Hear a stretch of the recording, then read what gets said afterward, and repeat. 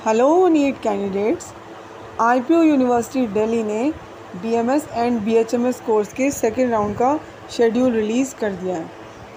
इसमें जो भी कैंडिडेट ऐसे हैं जो सेकेंड राउंड में पार्टिसिपेट करना चाहते हैं तो वो लोग रजिस्ट्रेशन कर सकते हैं जिन्होंने इसके फर्स्ट राउंड में रजिस्ट्रेशन नहीं की थी। लेकिन ये खाली वही कैंडिडेट करें जिनका 11-12 दिल्ली स्टेट के किसी स्कूल से कंप्लीट हुआ है, यानी कि ये ओनली दिल्ली स्टेट के कैंडिडेट्स के लिए है। तो इसमें वो कैंडिडेट जिन्होंने पहले जब रजिस्ट्रेशन ओपन हुई थी फर्स्ट राउंड के टाइम पर, जिन्होंने ऑनलाइन एप्लीकेशन फॉर्म फिल किया था और 1500 की एक नॉन रिफंडेबल फ़ी पे की थी, लेकिन 1000 की काउंसलिंग पार्टिसिपेशन फ़ी पे नहीं की, तो ऐसे कैंडिडेट्स अब 1000 रुपीज़ का पेमेंट करते हुए इसमें अपना रजिस्ट्रेशन कंप्लीट कर सकते हैं, जो कि आप net banking, credit card, debit card के थ्रू कर सकते हैं। और इसका जो स्टार्टिंग डेट है वो है 27 सितंबर 11 AM से ये रजिस्ट्रेशन स्टार्ट हो जाएगी और उसका जो लास्ट डेट है वो है 2 अक्टूबर अप टू 11:50 PM तक आप लोग ये पेमेंट एंड रजिस्ट्रेशन कंप्लीट करने का वर्क कर सकते हैं।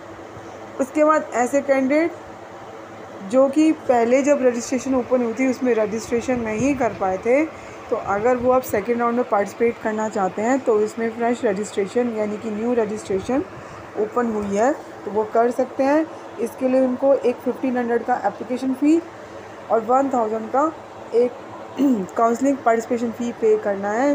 ये दोनों ही फ़ी नॉन रिफंडेबल हैं, जो कि वो क्रेडिट कार्ड, डेबिट कार्ड या नेट बैंकिंग के थ्रू पे करते हुए अपना रजिस्ट्रेशन कर सकते हैं।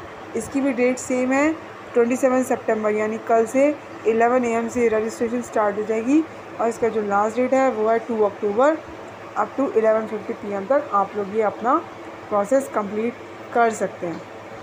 फिर जो भी कैंडिडेट ऐसे हैं जो किसी रिज़र्व कैटेगरी से बिलोंग करते हैं तो उनके डॉक्यूमेंट्स का वेरिफिकेशन ऑनलाइन ही होगा। इसमें SC, ST, OBC, KM, EWS, defence और PWD कैटेगरी के कैंडिडेट्स आते हैं। तो इनका जो ऑनलाइन वेरिफिकेशन है वो 27 सितंबर से ही होगा 2 PM से, और इसका जो लास्ट डेट है वेरिफिकेशन का वो है 4 अक्टूबर अप टू 11:50 PM तक आपके डॉक्यूमेंट्स का वेरिफिकेशन होगा।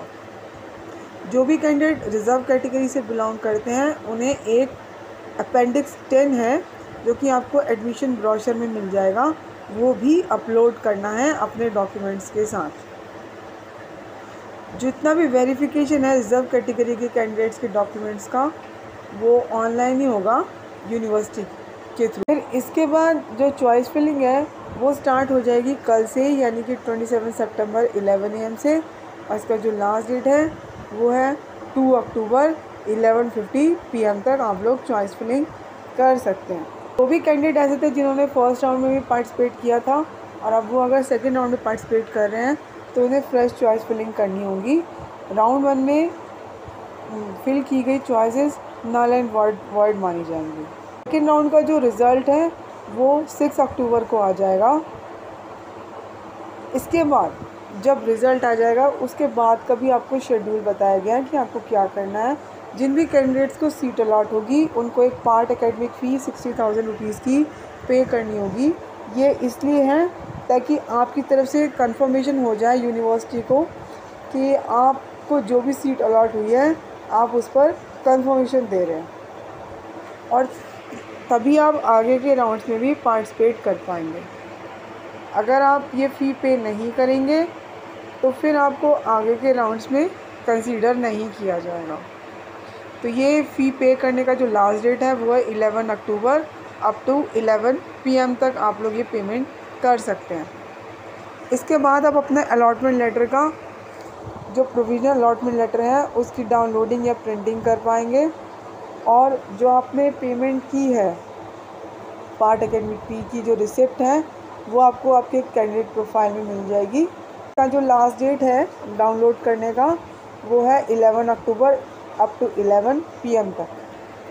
फिर इसके बाद आप लोगों को अपने अपने अलॉटेड कॉलेज में रिपोर्टिंग करनी होगी।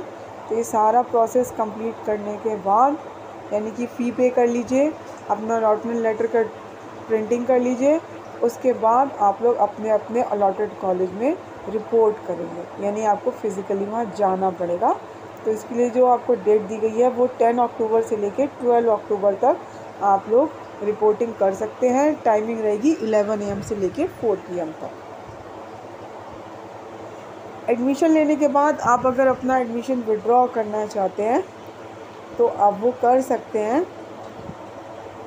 तो ये इसका ऑप्शन आपको ऑनलाइन अपने लॉगिन आईडी में ही मिलेगा, विड्रॉल का ऑप्शन, लेकिन ये उन्हीं को मिलेगा जिन्होंने 60,000 की अमाउंट पे की होगी। इसके लिए जो आपको डेट दी गई है उसका जो लास्ट डेट है वो 18 अक्टूबर है।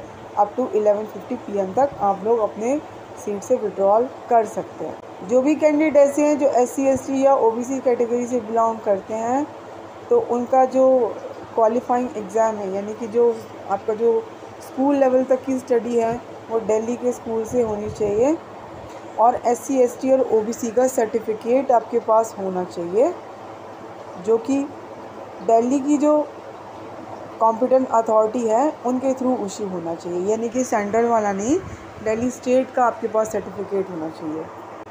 जो भी कैंडिडेट ऐसे हैं जो OBC कैटेगरी में अगर रिजर्वेशन क्लेम करते हैं दिल्ली रीजन में तो उनको एक वैलिड OBC कैटेगरी का सर्टिफिकेट अपलोड करना होगा जो कि दिल्ली स्टेट की कॉम्पिटेंट अथॉरिटी से इशू होना चाहिए, और वो 31 मार्च 2023 की बाद की डेट का होना चाहिए।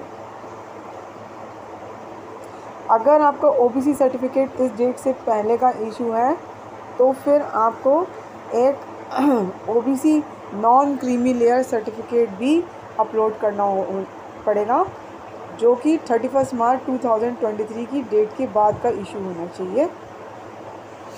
और जो EWS कैटेगरी के कैंडिडेट्स हैं उनका भी सर्टिफिकेट जो है वो दिल्ली स्टेट से इशू होना चाहिए और 31 मार्च 2023 के बाद की डेट का होना चाहिए, और उस पर क्लियरली मेंशन होना चाहिए कि ये जो सर्टिफिकेट है इसकी वैलिडिटी 1 ईयर के लिए, यानी कि 2023 से लेके 2024 तक। अगर कोई कैंडिडेट डिफेंस कैटेगरी से बिलोंग करते हैं तो उनको भी एक अपेंडिक्स 1 है वो आपको फिल एंड साइन करके अपलोड करना होगा, जो आपको एडमिशन ब्रोशर में मिल जाएगा। और ये जो आपकी जो भी इशूइंग अथॉरिटी है वहाँ से ये साइन होना चाहिए। अगर कोई भी कैंडिडेट ऐसे हैं जो डॉक्यूमेंट अपलोड नहीं कर पाते जो शेड्यूल बताया उसके अकॉर्डिंगली उस टाइम पीरियड में, तो फिर आपको उस कैटेगरी का जो है बेनिफिट नहीं मिल पाएगा और आपको फिर जनरल कैटेगरी में ही कन्वर्ट कर दिया जाएगा। तो ये कुछ इम्पॉर्टेंट इंस्ट्रक्शंस थी जो कि मैंने आपको बताई। ये जो है मैंने आपको बताया ये दिल्ली स्टेट के कैंडिडेट्स के लिए है जिनकी 12th दिल्ली स्टेट के किसी भी स्कूल से हुई है, तो खाली वही लोग इस कोर्स के लिए एलिजिबल होंगे। इम्पॉर्टेंट था जो कि मैंने आपको बताया। फिर भी आपकी कोई क्वेरी हो तो आप मुझे कमेंट बॉक्स में कमेंट करके पूछ सकते हैं।